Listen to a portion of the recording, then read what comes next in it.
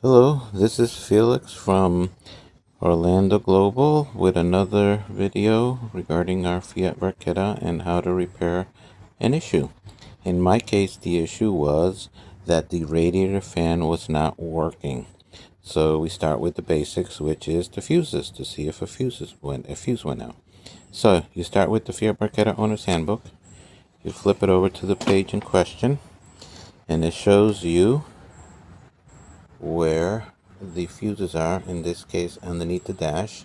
And if you would see, there is a little fan icon right there. That's the one for the radiator fan. And then because the design of the fuse box matches what you're seeing there in regards to the icons, then you would go over and you would look at it. Tells you exactly what you need as far as the fuse. So in my case, you needed a 20A fuse for the radiator fan. Now there's two other fuse boxes, two of which are in the engine bay, and you can see that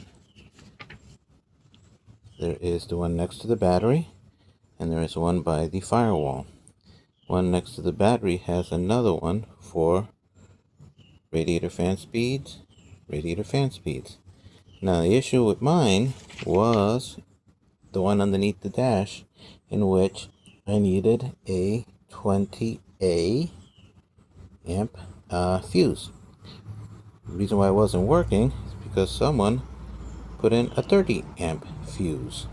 Therefore, when I switched it up, after I drove the car and got it up to temperature, and the radiator fan kicked in. So briefly, let me just show you where fuse boxes are. One underneath the dash is, here's the steering wheel. Here you go. Underneath the dash, and there it is. By the way, I don't know what this is, but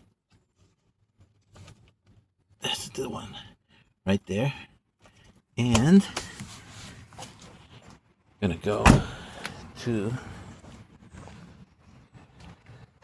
there's the big box underneath the firewall, which is secured by 3 Phillips screws, and then the last one is right here, which is really more realized.